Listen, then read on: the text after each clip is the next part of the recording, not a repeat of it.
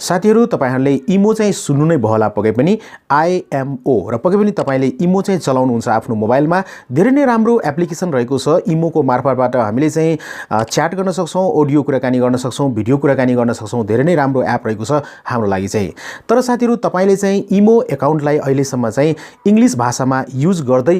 गर्नु भएको छ होला तर आजको यो भिडियोमा म तपाईलाई देखाउन गएको छु कसरी तपाईले इमो एकाउन्टलाई चाहिँ नेपाली भाषामा प्रयोग गर्न सक्नुहुन्छ तपाईले त्यहाँ ल्याङ्ग्वेज देख्न सक्नुहुन्छ नेपाली देख्न सक्नुहुन्छ त्यो कुरा यो भिडियोमा देखाउन गएको छु पक्कै पनि यो भिडियोलाई अन्तसम्म हेर्नु होला र कसरी हामीले इमो एकाउन्टलाई नेपाली भाषामा युज गर्ने त्यो कुरा तपाईले जान्न सक्नुहुन्छ यो भिडियोमा चाहिँ नमस्ते म ओनिक र अहिले तपाईहरुले हेर्दै हुनुहुन्छ ओनिक कम्प्युटर YouTube च्यानल यो च्यानललाई अवश्य नै सब्स्क्राइब गर्नु होला साथीहरु किन भन्दाखेरि यो च्यानलमा तपाईहरुले टेक्नोलोजी सम्बन्धी दैनिक रूपमा नयाँ भिडियोहरु नेपाली भाषामा वाच गर्न सक्नुहुन्छ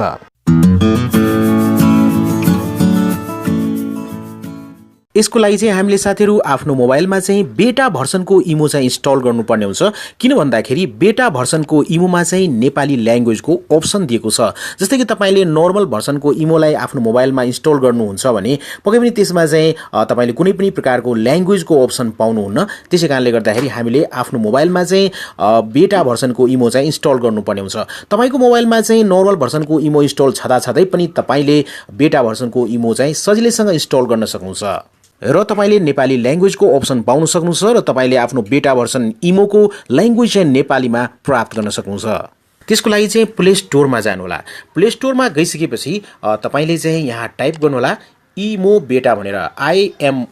IMO टाइप गर्नु होला र त्यसपछि बेटा चाहिँ टाइप गर्नु होला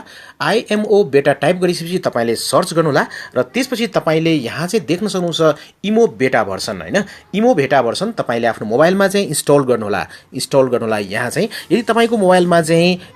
नर्मल इमो भर्सन छ भने केही फरक पर्दैन त्यो रहि नै रहन्छ र त्यसपछि तपाईले इमो बेटा भर्सन फेरि पनि तपाईले आफ्नो मोबाइलमा चाहिँ इन्स्टल गर्न सक्नुहुन्छ र यसरी तपाईले दुईटा इमो एकाउन्ट चलाउन सक्नुहुन्छ आफ्नो मोबाइलमा एउटै मोबाइल नम्बरबाट तपाईले यहाँ देख्न सक्नुहुन्छ इमो बेटा भर्सन मेरो मोबाइलमा इन्स्टल भइसकेको छ यसरी नै तपाईले पनि इमो बेटा भर्सन आफ्नो मोबाइलमा इन्स्टल गर्नु होला र त्यसपछि ओपन बटनमा टच गर्नु होला त्यसपछि यहाँ चाहिँ एलाउ गरिदिनु पर्ने हुन्छ हैन एलाउ गरिदिएपछि अब तपाईले यहाँ देख्न सक्नुहुन्छ नेपाल हैन जुन कन्ट्रीमा हुनुहुन्छ त्यो कन्ट्री यहाँबाट तपाईले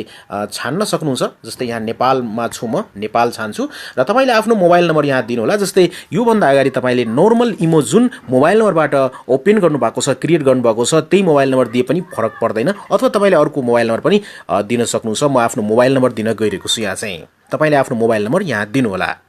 अब तपाईले आफ्नो मोबाइल नम्बर दिएपछि ओके गर्नु होला यहाँ चाहिँ र त्यसपछि तपाईले यहाँ कन्फर्म गर्नुपर्ने हुन्छ तपाईको मोबाइल नम्बर आफ्नो यहाँ कन्ट्री देख्न सक्नुहुन्छ मोबाइल नम्बर देख्न सक्नुहुन्छ एकदमै करेक्ट रहेको छ यहाँ चाहिँ टिकमा तपाईले टच गर्नु होला र त्यसपछि देख्न सक्नुहुन्छ अलिकति हामीले पर्खिनु पर्ने हुन्छ र यहाँ देख्न सक्नुहुन्छ एलाउ गरिदिनु होला यहाँ चाहिँ र त्यसपछि बेटा भर्सनको इमो चाहिँ मोबाइलमा इन्स्टल भइसकेपछि अब तपाईले यहाँ देख्न सक्नुहुन्छ यहाँ तीनवटा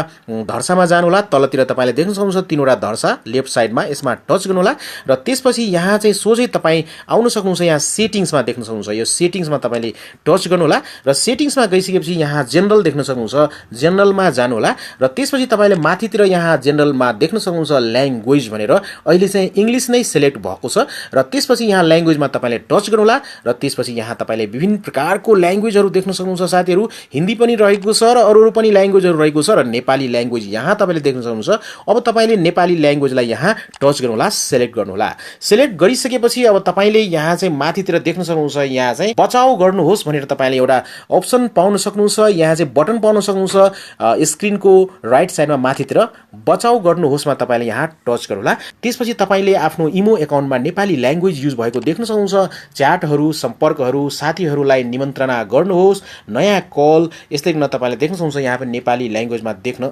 सक्नुहुन्छ र यसरी साथीहरु तपाईले देख्न सक्नुहुन्छ यहाँ चाहिँ मसँग दुईटा इमो एकाउन्ट रहेको छ यो नर्मल इमो हो र त्यसपछि यहाँ इमो बेटा रहेको छ इमो बेटा भर्सनमा तपाईले नेपाली ल्याङ्ग्वेजको अप्सन पाउन सक्नुहुन्छ र इमो एकाउन्टलाई तपाईले यहाँ नेपाली भाषामा चलाउन सक्नुहुन्छ यहाँ देख्न सक्नुहुन्छ नेपाली भाषा युज भइरहेको छ इमो एकाउन्टमा यसरी साथीहरु तपाईले आफ्नो इमो एकाउन्टलाई चाहिँ बेटा इमो एकाउन्टलाई चाहिँ तपाईले नेपाली भाषामा युज गर्न सक्नुहुन्छ